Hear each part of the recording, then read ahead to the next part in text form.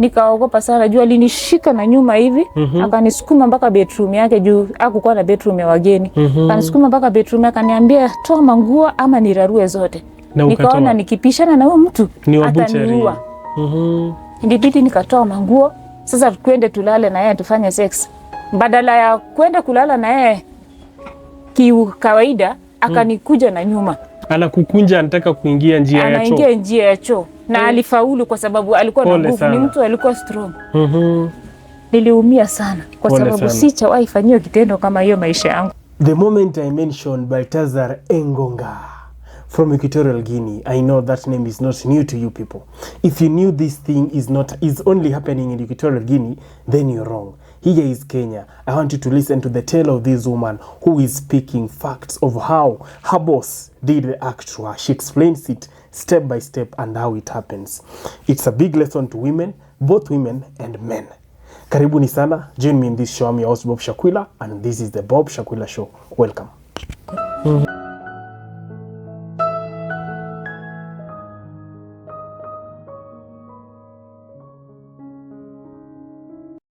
Haya, karibu sana. Kwa majina ni nani? Kwa majina naitwa Caroline Chepkorir Biegon. Caroline Chepkorir Biegon. Hii ni Bob Shakwila Show. Ningependa sana ujikakamue tunapoanza hadi tamati. Najua umepitia mengi na magumu, ila yote tunasema umekuja leo ili story yako ikitumike kama kifungua macho kwa maisha ya mwanadada, kina mama ambao wameoleka, wako kwenye ndoa, vijakazi ambao pia wanafanya kazi za nyumba na kazi zingine. Karibu sana, ningependa utudokezee kisa cha maisha yako. Ningependa tuanze. Asante. Kwa majina nimesema naitwa Caroline. Mimi ni msaliwa wa Kitale, msichana namba 3 kwa ile boma. Caroline, sauti utaweka ya juu, nasikia kuna kelele mingi hapa leo Jumapili. Sawa. Haya. Mimi nilisoma kuanzia darasa nursery mpaka darasa la 8 na sikufaulu kupata school fees ya kuendelea, nikarudia tena. Ila sikufaulu kuendelea tena na secondary kwa sababu ya school fees. Niliishi kwa maisha tu ya kuhangaika hivyo. Nikaamua kufungua biashara ya kununua matunda nikiuza, ila nauza nikipea wazazi wangu pesa, na niliona ni maisha ya kudhulumiwa juu hakuna mtu alikuwa ananisupport. Nikatoka kwa ile boma nikaenda kwa aunti yangu kuishi huko. Nilikuwa tena huko nafanya kama mtumwa, na wachungia ng'ombe, nafanya kazi za nyumba, sipati malipo. Nilidecide tu kwa roho yangu, nikaona iko acha gani nikae kwa watu, acha nioleke.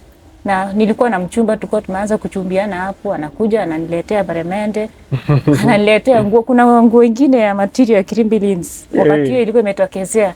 Hiyo nguo ilinipendeza sana mpaka nikapenda huyo mwanaume juu. Mimi sikuwa nimenunuliwa nguo. Amekununulia Karina. Karina ilikuwa smart sana. Nikifaa nikienda kanisa naona kweli Mungu ananipenda. Umekaa Chepkorir, ni Chepkorir. Sijawahi nunuliwa nguo na mtu. Ilikuwa mara yangu ya kwanza. Sasa akaniambia kama anapenda anioe. Mimi sikukataa juu niliona kama naweza kufanya kazi hizi zingine za nyumba. Ni nini itanishinda? Kweli nikakubali. Nikaambia sikuji kwako, kuja ongea na aunti yangu, na wakakuja wakaongea wakaelewana. Mimi nikaenda kwa ile boma. Ila walifanya kila kitu, wakaenda kwetu wakaomba msichana na nikarudi kuishi kwa ndoa. Mahali pale changamoto ilikuwa mingi, masito sana kwa sababu wazazi wangu wakubali nioleke kwa tribe nyingine. Walikuwa wanataka tu nioleke kwa tribe yetu. Sasa mimi nilikuwa nimempenda huyu jamaa juu alininunulia rinda, mimi sijawahi ona nguo kama yeye, ilinipendeza sana. Nikaona hapana, huyu tutaishi na yeye. Na kweli tuliishi na yeye kwa amani. Ile mama mkwe tu ndiye alikuwa tatizo kwa ile boma. Hiyo ilikuwa tribe gani? Walikuwa Kikuyu. Na mimi ni Mkale. Na nilimpenda sana. Juu alikuwa mwanaume wa kwanza mimi kunitongoza. Na anakuwa mzuri, rinda. Rinda ilinipendeza na niliweka hiyo rinda kabisa. Nilirudi nikatupa nikiwa huku Nairobi. Sababu nilikuwa ninaikumbuka naye juu ilikuwa ni ile material ngumu. Sasa wakati nilipata mimba nikazaa mtoto wa kwanza, maisha ilikuwa tu mzuri. Akakaa, hila yeye akienda kazi, akileta pesa ama chakula, anapea yote mama mkwe nje anigawie mimi. Sikukuwa na uwezo ya kuchukua nimgawie, yeye nje anachukua, anasema wewe ni mtoto wangu. Sikukataa, nilikubali, but nilikuwa nafinyika sana. Kweli. Juu ile boma ilikuwa na watoto wengi, lazima wagawiwe watoshe, ndio mimi kidogo ninabaki ni yako. Ni yangu, na yeye nje ametafuta. Ilifika mahali nikaona hapana, nikaongeleza mzee wangu na akasikia, lakini akaniambia atajaribu juu ni mzazi wake. Tuliendelea tu kwa ile hali, nikazaa mtoto wa pili, wakuja nikazaa mtoto wa tatu. Sasa huyu mtoto wa tatu ilifika mahali anataka kuchenga nyumba. Akapata mabadi za kuproc mahali. Akanunua, ilikuwa sasa tuchenge nyumba. Sasa after wiki moja mwenye aliuza hizo mabati akapatikana na aliletwa mpaka kwangu na mzee akashikwa pia yeye, badala wapelekwe kotini wa kesi hiyo kesi juu hata hizo mabati wenyewe walirudisha. Alipigwa mpaka akauliwa. Mimi kujaribu kwenda kuambia wasasi hiyo usiku, wakati alikujiwa hiyo usiku juu tulikuwa tumelala, kwenda kuamsha, wakakuja wakanifungia kwa nyumba nisitoke nje nisiwafuata. Sasa sikuelewa mbona hii ilikuwa ni kwa sababu gani. Juu hiyo boma walikuwa wamenionyesha dalili ya madharau, azin walikuwa wakienda mahali mimi nabaki nafanya usafi kule, kufagia nyumba, kuchota maji, kuchotea nyumba ng'ombe maji. Kuna time niliingia kwa ile boma, kuna mahali niliambiwa nisiwe nikienda. Sasa hapo kwa hiyo boma mimi siku moja wakati hawayuko nikasema nataka nijue ni nini naambiwa nisiingie huko. Kweli nikafika hapo nikapata kishimo imefunikwa vizuri. Nikaifunua. Nilifunua kwa utaratibu kuangalia, naiona kikitu kinabumua huku nyuma iko rafraf. Nikaiogopa juu nilistuka sana kurudisha. Nikaona hapana, lazima nijue ni nini. Nikafunua sehemu kingine kadogo hivi, kweli nikaona ni msekope. Tortoise. Nikafunika na nilikuwa na uoga, alafu nilichawa na kutetemeka sana juu sikuwa najua ni nini hii inazuiliwa pale. Na kumbe walijua. Nilifunua sikushika lakini walijua. Usiku nikasikia wakiita bwanangu, wako na maneno wanataka kuongea. Wakaenda wakaongea. Alikuja karibu saa 6 ya usiku kwa nyumba. Kuja kumuuliza nini, akaniambia sitakwambia juu nakupenda, utakuasika sana. Hiyo ni mambo ya Nikaambia sawa. Mimi hata sikushughulika juu sikujua ni nini. Muda baada ya muda sasa ndio wale wenye walinunua mabati wakamkujia hadi kwa nyumba. Ndio bwana akaenda akauliwa. Sasa venye alienda akauliwa, mi wakati anachukuliwa. Hao wenye walimuzia ilikuwa mabati ya wizi ama? Wale waliiba na wakauzia, yeye ni broker. Si alinunua tu yeye achenge nyumba. Hakujua ni sawizi. Sasa zilipatikana kwa nyumba na kweli wakairudisha hizo mabati, but hawakuchukua hatua ya kwenda kwa polisi. Aliuliwa. Sasa wakati walikuja hiyo usiku wakimchukua, nikakimbia kuita wazazi, wakakimbia na wao kuwafuata. Mimi nikafungiwa kwa nyumba juu nilikuwa na mtoto wa miezi 3. Singeweza kwenda. Kufika kule nikasikia alishamalizwa. Sasa hali ikakuwa ni hiyo. Pole. Bwana akaenda hivyo, tukafanya matanga, tukazika, hiyo story kaisha. Nikabaki tu kwa ile boma hivi. Hakuna mtu anataka kujua ninakula aje, ninasaifa aje na hao watoto. Niliteseka sana. Na nini ilikuwa imefanya hiyo watu wakuasika vile uliona hiyo ni mzee Kobe? Nashuku juu sikuambiwa. Wakati walienda kukaa chini wao peke yao kwa nyumba, sikurudi kuambiwa nini. Hujawahi jua? Sikuwahi jua. Na lakini nilichukiwa wote kwa ile boma.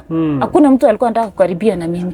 Hadi wanaambia majirani wasipatikane mtu yeyote akitembea na mimi, ama tushie na yeye mambo, ama kama sina chakula wanipe. Anapigwa. Aliashumu yeye alikuwa tu anatembelea na muendea kwake. Mama mmoja jirani. Na alishikwa na baba mkwe wangu huyo. Alipigwa sana vita kwa sababu anatembea na mimi. Sasa mimi nikakuwa nimetengwa huku na hata kwetu wanitaki. Kwetu walinichukia kwa sababu niliwalekea mahali penye wako wanataka. Sasa huyu jirani yangu venye walipeleka hiyo kesi kwa polisi.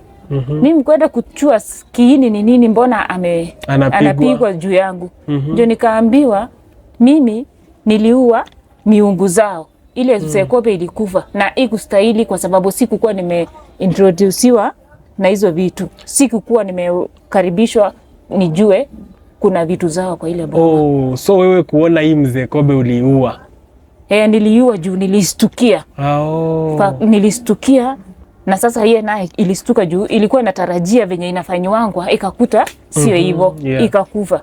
Sasa ile kikao wenye walikuwa wamekalisha bwana wangu juu hakuniambia, kumbe ilikuwa ni hiyo. Na rafiki yangu juu akakuja akaniambia. Sasa nikajua kumbe niliua miungu zao. Miungu ya mama mkwe. Naye niliteseka juu nilipitia mateso makali sana. Naam. Sikuwahi pata mtu akunipenda ama kunikaribia ama kunisaidia. Mahali popote naenda kuomba kazi, hakuna mtu ananitaka. Sasa nilisiti tu kuhangaika hivyo, nikanyang'anywa shamba, nikanyang'anywa ng'ombe, yenye nilikuwa nakamulia watoto, nikabaki tu sina. Maisha ikakuwa ngumu, nikaona heri nirudi nyumbani.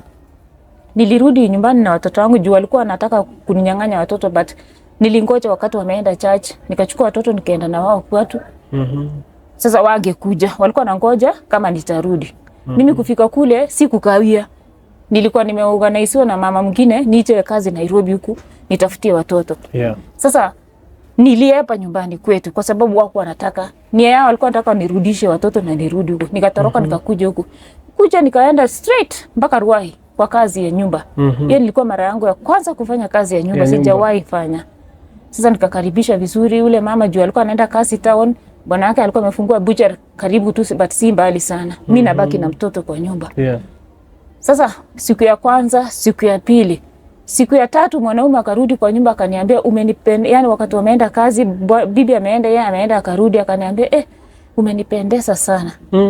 Nikamuuliza kivipi na wewe uko na boma yako? Sisi kukuja kazi ya kupendana, nimekuja kufanya kazi nipate kidogo nipelekee watoto wangu. Na hiyo wakati nilikuwa nalipwa 4,000 kwa mwezi. Naona hiyo ni pesa mingi sana juu nikitumia watoto wazazi wangu wanafurahia. Ule jamaa akaniambia na hakuna kupoteza wakati. Na ukipiga nduru ama ukikataa, alikuwa na hii kisu ya kukata nyama huku imeshinolea huku na huku. Na kumalizia hapa na nakutupa. Hapa ni karibu na mtoni. Anakutishia? Alikuwa ananitishia. Sasa akakufanya nini? Nikaogopa sana juu alinishika na nyuma hivi, akanisukuma mpaka bedroom yake juu hakukuwa na bedroom ya wageni. Akanisukuma mpaka bedroom yake akaniambia toa manguo ama nirarue zote. Nikaona nikipishana na huyo mtu ataniua. Ndibidi nikatoa manguo. Sasa twende tulale na yeye tufanye sex. Badala ya kwenda kulala na yeye kawaida akanikuja na nyuma. Anakukunja anataka kuingia njia ya choo. Anaingia njia ya choo. Na alifaulu kwa sababu alikuwa na nguvu, ni mtu alikuwa strong. Niliumia sana kwa sababu sijawahi fanyiwa kitendo kama hiyo maisha yangu. Alinirarua sana. Yaani nilikuwa nasikia si mimi. Ni kama hata nikaona hata afadhali aniue mara moja. But niliona hata nikikufa baba watoto wangu alikufa, watoto wangu watabaki na nani? Kweli. Niliteseka sana. Ila venye alimaliza kuniamsha hivi nikakuwa sina nguvu. Nikapaki tu pale kwa kitanda akakimbia kaleta dawa akanipea na akanipeleka mpaka kwa kiti mahali nalalanga, akaweka mtoto karibu na akaniambia nikijaribu kusema atanimaliza na hakuna venye bibi yake atamfanya. Sasa ikabidi tu nachinyamazia. Masaa jioni kuingia, yeye alikuwa wa kwanza kuingia. Akakuja akafanya kazi. Sasa bibi yake kuingia, akaambia bibi yake nilikuwa nimerudi kwa nyumba kuna kitu nilikuwa nimesahau nikapata auntie ni mgonjwa. Sasa nikaona niende niwaachie wafanye kazi mimi nikuje nimsaidie kitambo kujange. Na bibi yake akakubali juu alikuwa anamtrust sana. Alielewa. Sasa mimi nikalala tu hapo si kusema. Nikaumia tu nikanunuliwa madawa, yeye anaenda kununua dawa. Juu anajua Kenya amefanya. Nikamesa ile dawa. Kesho wakanisaidia kazi wote wakiwa wawili, akaniambia ya chakula watoto utapika, umchamshie mtoto chakula umpatie. Wakaenda kazi. Kwenda bibi ameenda yeye naye kidogo juu anarudi tena. Ile kitendo yenye alinifanyia jana the same day anarudia na ni pale tu na ninaumia. Hata samaji niliumia. Sijawahi ona kitendo kama hiyo. Nilichukia sana wanaume, nikaona afadhali hata ukufa kuliko kuteseka kwa hali kama hiyo. Pole sana. Na nilingoja tu wakati amerudi kazi. Nikarudi nikachikunja nikalala. Asubuhi ikafika walirudi tukakula 7 wakaenda kazi kama kawaida. Time sasa ile masaa kama hajarudi. Kaacha mtoto. Mimi nikaenda kutokea kwa gate nikapata mwanaume alikuwa anachuana na wao, nikamwambia naenda hosi mimi ni mgonjwa. Uniangalilie mtoto. Na nilikuwa naenda. Sikubeba chochote hata manguo ili wasijue naenda wapi, but nilikuwa tu nitoke kwa hiyo boma. Na nilitoka kufika mahali kuna mzee fulani akaniona, akakuja akanishika akaniumwa nini mbaya, nikamwambia ni mgonjwa. Na sijui mahali penye naenda. Unatoka wapi? Nikamwambia hapana. Sikumwambia. Naye akakuwa ako na roho ya utu. Akanipeleka kwake, akapatana bibi yake. Nikashughulikiwa pale, akaniendea dawa. Nilikaa siku 2 ndio nikawaelezea. Na nikawaambia sina haja kuambia ni wapi, ni area yenu tu, lakini naomba tu nipone. Je, watoto wangu sitaki niuliwe. Na wakasema tu ni sawa. Kweli nilikaa huko wiki 2 nikapona. Nikakuja na huyu mama nikatafuta dada yangu juu nilikuwa na namba yake ya simu nikampata. Nikarudi baada alafu nikakuja sasa kukaa na yeye. Kuja kukaa huku Kayole. Nikaanza sasa kusikia mwili. Sielewi hii juu nilitoka nyumbani, wakati nilitoka kwetu nilikuwa na kitu kama mimba. Ni mimba wiki 2 nafura, wiki 2 hakuna. Lakini nikiwa kwa ile nyumba hiyo hii kukua ina nini sana. Sasa nikakuwa confused, hii kitu inatokea wapi? Ni nini? Kwenda kwa clinic sasa nijue. Nikaenda clinic patanisho pale, nikapimwa vizuri, akaniambia mtoto anatembea vizuri kwa tumbo, ako sawa. Nauliza, mimi sijakuwa na mwanaume kwa huyu muda, isipokuwa huyu tu mwenye alinienda na nyuma. Kwa wanda na nyuma mtu anashikanga mimba, sijui. Mungu nisaidie. Nikakaa kwa ile hali, nilikaa na yeye kitu nilipepa miezi 9. Kwa tumbo. Wiki 2 ni mimba, wiki 2 hakuna. Inafura ikipotea. Nikaenda kwa kanisa, basta mali naenda naambia ati mtoto ako sawa, uko karibu kujifungua. Nikaambia Mungu, ninaenda kuzaa nini? Siku ya kuumwa hiyo miezi 9 imefika, siku ya kujifungua nikaumwa kweli. Nikakuja kwa dada yangu nikaambia nauma, akaniambia twende hosi. Nikaambia siende hosi. Sijui baba mtoto, sijui mimi alitoka hapa. Hapa najifungulilia hapa. Wakaniacha nikabaki peke yangu. Sasa nikatandika hizo malazi nini. Ni bush. Kweli nilingangana nikabush na bush ewa, nilibush ewa mpaka ewa ikatoka. Dakika mwisho nikatoa nyama hivi karibu size kilo 1 hivi. Hii side ilikuwa ni red na hii side imeosa. Na si dalili ati ya mtoto, ni nyama tu. But ilikuwa ngumu. Nikawaita majirani wakaniambia twende hosi mahali ulipimio. Nikaona sitaki tena kuwaletea shida. Kama Mungu ameshanikata, kama si growth mpaka ufanyie operation ndio itoke. Na imagine hiyo kitu ilitoka na maji tu kidogo. Hakuna damu. Ewa tu na maji kadogo. Na hiyo kitu ikaanguka. Juu kulikuwa na macho ya shimo, nikatupa hiyo kitu na nikakaa tu. Sikuumwa na mgongo, sikuumwa na mahali popote. Nikaambia tu Mungu ni sawa. Asante kwa kuniondolea, but sijui nini inaniendelea kwa maisha yangu. Nikaendelea kutafuta kazi za nyumba. Nikaenda huko Utawala kufanyia kazi Oria. Kwa siku ya kwanza, siku ya pili nikaanguka, nikafunjika mkono hapa. Ulienda kufanya kazi Oria? Akanipea omo na jik kuosha nyumba. Nikaanguka, nikafunjika mkono. Hakunisaidia chochote, badala ya kunipea hata pesa ya kuenda hosi angalau. Nilipea 50 bob tu fare kutoka Utawala mpaka kwa nyumba hapa Kayole. Kufika hapa mkono ilifura kabisa. Hii hata mpaka saa hii haikuwa sawa. Watu wengine wa Samaria Mwema tu wa kanisa wakapita wakanipeleka pale hospitali, nikaenda nikafungwa plaster. Sasa niko sijui nitaanzia wapi nimalizie wapi. Na hiyo time nimekuja na watoto. Walifukuza watoto wangu kwa boma. Ilibidi nikaenda nikawachukua watoto 3. Nikakuja nikakaa nao, sijui watakula aje, wanasoma aje, maisha ndio hii. Lakini nashukuru Mungu juu wako hainiwacha. Nikaenda nangu tunaenda kazi, nikaona nikienda kazi Saoria siwezi, hizi za nyumba za kwenda kurudi juu ya mkono, sina nguvu. Kijana fulani akaniambia hapana, usihangaike, kuja nikupeleke kwa kazi huko kwa takataka. Huko juu utapata usaidizi. Na kweli niliingia huko. Kuokota takataka. Wale watu wakirusha wanafunganga chakula kwa mapepa, ndio tunakula mpaka saa hii na watoto wangu. Hiyo ndio imekuwa chakula yangu. Ndio napata kenye watoto wanasomea hapo. Either nipate nikose ni hapo tu. Naleta chakula naosha, nachamsha, wanakula na maisha yangu ina survive. Nyumba nayo kulipa ni shida. Ninaishi kwa manyumba tu, yani nilikuwa nafukuzwa leo huku nafukuzwa, lakini niliingia kwa boma ya mtu hakukuwa karibu, yani ya boma ilikuwa imekaa tu. Mimi nilibomoa gate na nikaingia huko na nikakaa. Mwenyewe kupiga simu akapigiwa simu, alikuja mpaka hapo akanipata, hata badala ya kunifukuza aliniacha tu. Juu anaona maisha yenye napitia si maisha mazuri, ni mgumu sana. Juu alipata nikitoka na gunia, sasa nimeshaleta hiyo chakula na chamsha watoto, nimehakisha moto hapo ya kuni na chamsha watoto. Aliniangalia akaniambia tu kaa hapo, nilindia hapo, wakati nitakuja kuchenga wewe mwenyewe utajua mahali utaenda. Lakini nashukuru Mungu juu huko nimeangua ya watoto ninatoa huko. Chakula ya watoto huko ndio natoa. Alafu huko kwa takataka kuna mama pia alikuanga mlevi. Alitupa mtoto na akaenda. Na ndio tulikuwa na yeye. Sasa singeacha huyo mtoto. Sasa mimi nalea watoto wangu na huyo mtoto huyo mama juu alienda sijui. Wapate ya kukula. Masomo ni shida. Hii wiki wanaenda, hiyo wiki nyingine wako kwa nyumba. Sasa maisha yangu tu imekuwa tu ni hivyo tu. Either nipate, either nikose. Niko tu kwa ajili ya hiyo. Pole sana. Alafu sijawahi pata mtu wa kuniambia anataka, yani sijawahi pata mwanaume yote kusema ati ananipenda anataka kunioa. Mtu akinipea namba leo, kesho nikimpigia ananiambia usinipigie namba simu tena. Hata sikujui. Yani ni bwana ya mtu. Nimefungwa design sielewi. Hata mtu yeyote tu, mtu anakupenda leo, kesho hataki kukuona. Ama unalala na yeye. usiku mostly sana, hata saa zingine asubuhi napatanga nimekuwa wetu kuna siku na mwanaume nashindwa hii imetokea watu. Before tufike hapo wewe unalala na mwanaume, yani mwanaume anakupenda, ukishalala na yeye ndiye anakutaki tena. Ukishalala na yeye hata ifiki mambo ya kulala na yeye. Mna date na mtu mnaenda kupatana kesho. Sasa tumejuana na wewe leo. Ananipea siku kuja siku fulani. Kesho nikimpigia simu atachukua ama niambie usiwahi jaribu kunipigia simu. Sikutaki kukuona kwa maisha yangu hata ama sikujui. Sasa mimi nilijiachilia tu nikaambia Mungu mimi si mtu, mimi nimekaa tu, mimi sijui niliumbwa aje. Yaani nimeishi tu hivyo. Maisha yangu tu nimekaa tu hivyo.